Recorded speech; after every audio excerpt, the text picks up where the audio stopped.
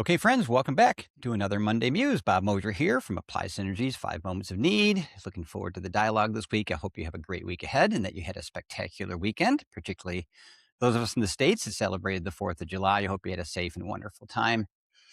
This week, we're going to go a little bit into a very specific view of a word that is creating quite a stir in L&D right now, and that is the word task. It sounds bizarre, but the reality is there's always been a lot of discussion in our industry about some very related words and a lot of important debate now with what's coming at us from AI to blended learning to the way we're trying to be challenged and should be for the ROI or impact of our work. And so this idea of what a task is becoming really important that we have a well thought out definition and we know its impact on what we do. A colleague of mine was recently at a conference where there was a learning leader from a large tech company, very large tech company there. And they basically were so um, intrigued by this that they literally said and put a stake in the ground that they are moving away from skills. How's that? Boy, skills have been around a while, haven't they, friends? And upskill, reskill, all those kinds of things that we hear, skills gaps. I think the irony in this whole journey is that I think we're finding out that skills, at least how we've defined them, are not enough. Skills are often at a category, as a dear friend Guy Wallace of ours would say, or a topic level, like listening skills. These being a good leader in empathy and a skill to be empathetic, right? And what we're finding is that when it comes to what we need to do around our deliverables, particularly from a performance first perspective, is performance isn't skills, performance are tasks. Tasks make up skills. Tasks make up workflows. Tasks make up process maps, all these things we heard in the industry. And the bottom line is, friends, until we can see and understand a role by a task and the tasks that they perform, we can't design for it. We can't design workflow learning for it. How do we measure it? How do we help AI support it better? So this idea of understanding that a task is the single most unit of work. I get done with a task, I have done something. Now, a series of tasks will make up a process, right? But a task is a single unit of work that's made up of steps.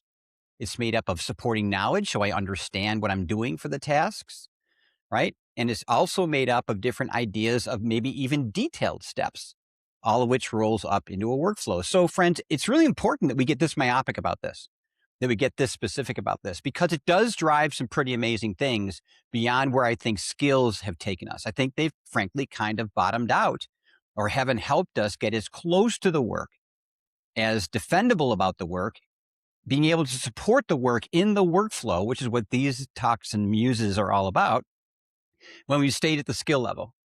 So obviously we talked last Monday about workflows. If you want to go back and listen to last Monday's, we talked about how tasks drive workflows and they make the work visible. Can't understate the importance of that, but also talked about it in an earlier recording. They also help us design the blend we've talked about, right? When I understand the tasks and the criticality of those tasks, then I'm able to decide what should be taught and what frankly doesn't need to be, because it's better learned with low risk, low complexity while I'm working than to take time away from work to learn. AI, my gosh, friends, it drives AI capabilities in some remarkable ways, and skills sometimes struggle. The task is the work. And the task can be a abstract task. It can be a conceptual task. It can be a very procedural rote task, but it is something that I do that you can see a performer do that in the end defines their work. And AI does a much better job of understanding how to support that when we get down to the task, not just the skill level. I'm going to talk a whole lot more about skills with AI in next Monday's Muse. And then the last is impact. We've been chasing ROI as long as I've been in this industry, friends. It's awful hard to tie ROI to training. It's awful hard to tie ROI to a training outline. It's awful hard to tie ROI to understanding, right? If we know the work, if we know the task, we can do measurement on how well those tasks are performed when supported in the workflow. What tasks didn't I know or couldn't I perform before training started?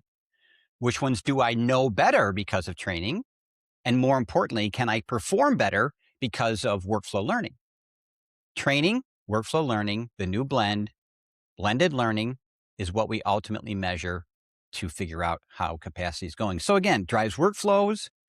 It helps us design for the blend. It helps us make AI do what it can do more powerfully.